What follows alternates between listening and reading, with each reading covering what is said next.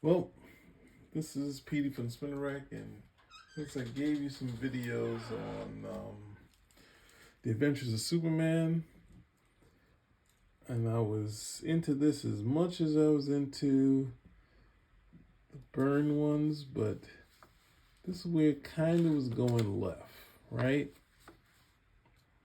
And I'm just going to do these two stories because it kind of, I did before, kind of dealt with.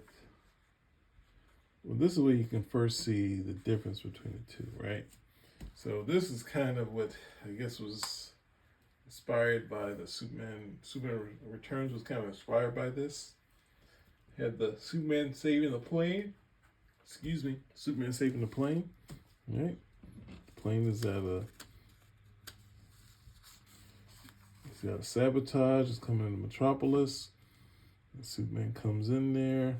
He's able to redirect it, but he's not strong enough to do much with it, right? And this goes kind of against the idea while Superman is flying, he can pretty much lift anything, right? That's one of the hooks of the Burn version, and this one has him struggling and he sends it into the river, right? So it's a great page. You see him saving the planet. But I was just like, kind of, what's going on here? So we have this group, right? And we've seen, I think, these characters are kind of trying to figure out Superman, right? So they are like bringing out this new guy that's going to do what we've done. We see him on the cover. We already saw him on the cover. His name is Concussion. Right? And then the other parts of the group, the circle, they kind of blend in with mankind. But they are these different types of creatures. Now, Marv didn't get to finish this thing for some reason. I don't think he ever went back to those characters. But if you know, if he has, now here Superman gets home, right? And Kat comes in, and he's like, she wants to go on a ski vacation. And Clark is like, not really into it, and she's not really taking no for an answer, right? So,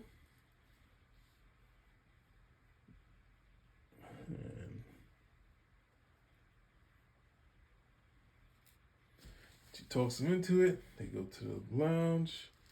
They're having a great night out, right? And having a moment. And I guess I fell hard for both. Well, I guess all three. I did still like Lana. That I like Lois and during. Well, no, I think Ordway did a great. What's the name, right? So he's in emotion, and they get interrupted, like you do in comic books. We go out to dinner, and they're listening to something.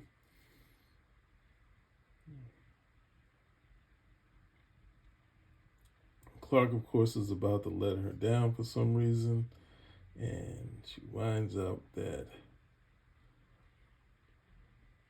this character, Morgan, who's on the television, has her son, right?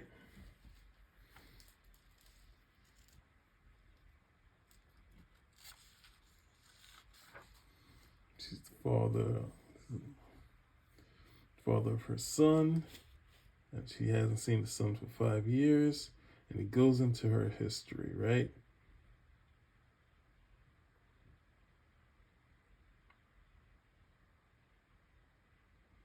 And the actress says some terrible things about her, and she lost custody, right? And she hasn't been able to see her son, right? So Superman, for some strange reason, which he should never do, we did the Maggie Sawyer, where Superman just does a gentle talking to, right? Now Superman is just coming, no way involved and gets involved into this. So it's really kind of, I've got to help. Superman's got to help. So the art is great, but this I didn't really like the idea of Superman taking action, right? So while Superman's going, this draws the villain right to this guy's house. So they're having a talk, right? And this guy, Morgan, is just like, Superman can't really, well, I don't know what he was thinking, but I don't know. This is trying to get to the Action Comics #1, Superman interacted with the common man, but it's a little overboard, right? Where obviously the guy is like, she got what she deserves. Then this guy Concussion comes in here. Superman.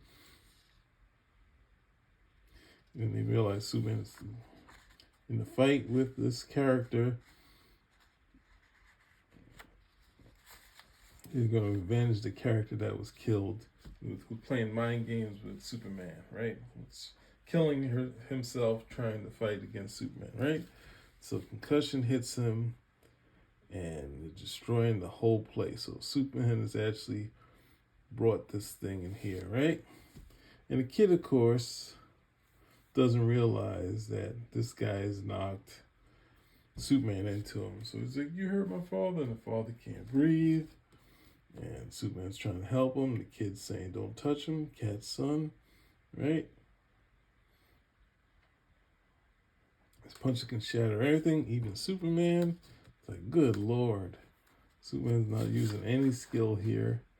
He's getting pounded by that. Now they're crushing the kid, right? And Superman looks all scared here. It's a little overboard, but Jerry Ordway is going to make up for it in the next couple pages, right? So Superman pushes away and goes into action. And here's the shot right there. Like, that's the shot. I think that's going to be the cover for this one, right? And Superman is about to put the beats on Concussion, right? Give Concussion a concussion, right? It's a great fight using skill. Then Superman takes him in the water. Yeah, he's just pounding away at him. And he falls. So Superman goes back. And then the father says, the kid says, don't touch the father.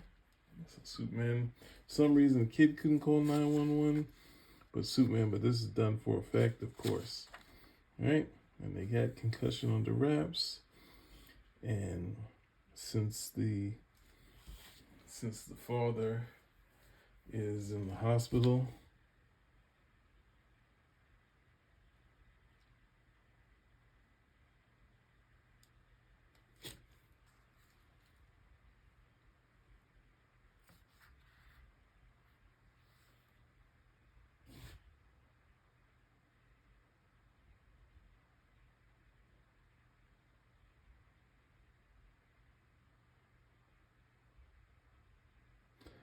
and Morgan, after this ordeal, allows Kat to see her son, right?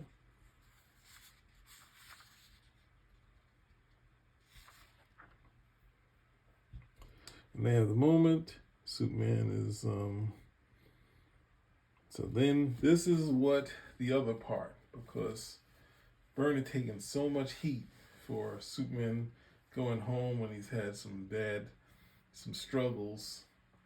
This is kind of what I was not into. Superman going home to kind of figure out his struggles. But it also goes to the common man aspect to him, right?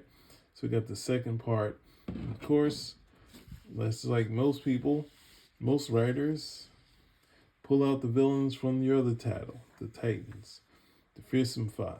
And the Fearsome Five have a couple new adversaries, but they're part of that mystic circle.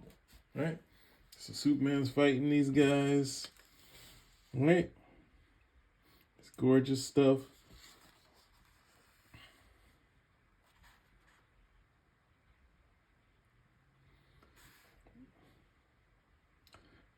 they're all able to do different things as Superman, right? As a team. And his Deuce and what's it like? Power Charge.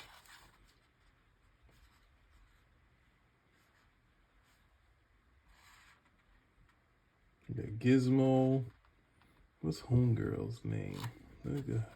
I'm sorry, guys. I'm bad with names, right? So there's a Diamond Expo, and the Fearsome Five will come to take it out, right? So they have Charger, which isn't the greatest name. We have Gizmo. We have Deuce. I think that's her name, right? And Shimmer. That's Shimmer. Shimmer was a little hotter under Perez's. She's pencils, but the body's still there, right? Gizmo and Charger powers up and hits Superman with everything he's got. A zillion more. Superman's feeling it.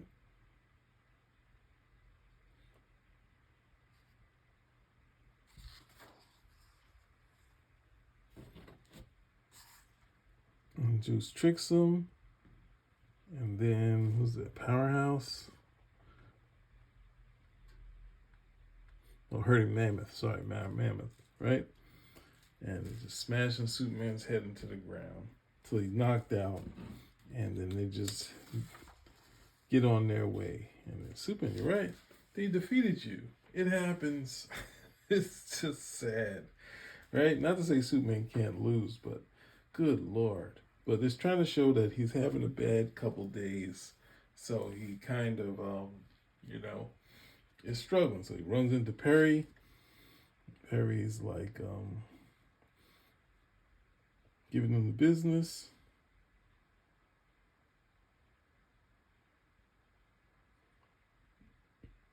And Ken is late on his assignments. Everything's going wrong, right?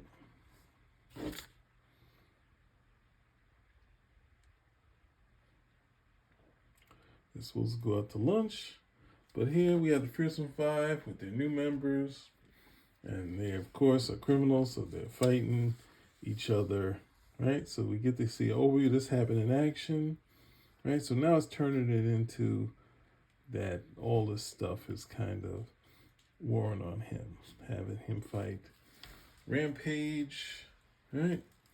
All this stuff happening. Perry White's still not happy.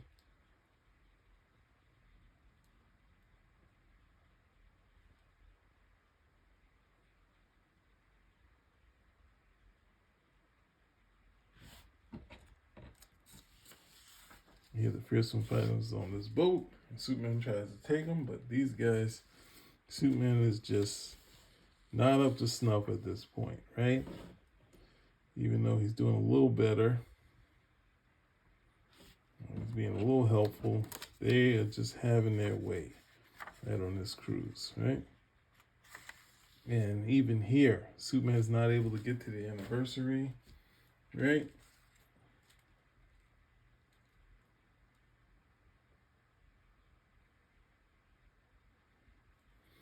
So everything is not going right for Superman.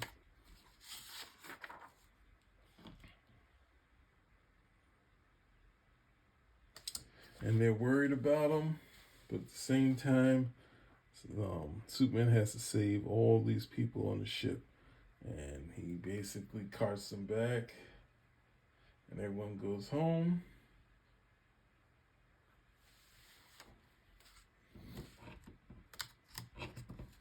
So they got away, but at the same time, Superman saved everybody. So it's not all terrible, but he's had it, right? He feels like totally inadequate. And the parents come in and tells him it's poppycock. Everything you said. Now it's his turn, right? Right, and they have a walk and a talk. This is basically the stuff that you see in Superman for All Seasons. They played it up well more than that, but it was something that the fans and people on TV were like, he's going to be going home to his parents type of thing, right? So they give him the love he needs. He gets charged up from the family life, and now he tells them he's ready for them, right? Somehow he can take Mammoth with no problem. He starts, I like this, that he's able to, he's not full on Superboy, but he still has his way with gadgets. He's able to take these two people out, Shimmer and Gizmo. So what is left is Charger and Deuce, right? And it's like, who do you really work for, right?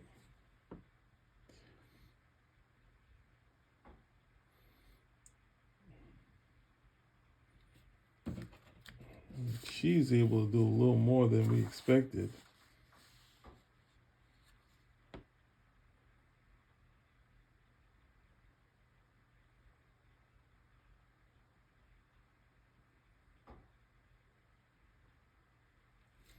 And see, Superman defeats them. So, yeah, at least it ended okay. I'm not really against him going back to his parents and getting help, but it's kind of like the default type of thing that people do. When it was something that was like so verboten to do and complained about, and then we see it here where Superman's out of whack, and then he goes home where it burned. He would go back, but it wasn't something where he kind of dealt with his parents. It was just him hanging out with them. It had kind of a realistic aspect to it, where it wasn't like they were coming in and he would have a bad day like a kid. But this kind of plays to the superhero / kid, like the way things were in the past in the Silver Age type of thing. But anyway, gorgeous art. There's some good aspects to it, but there you go. The next thing I think in this thing is Gang War, which is a long story, and then I think it ends with the Circle doing the last story, and we don't see them ever again. So that's about it. Spinner out.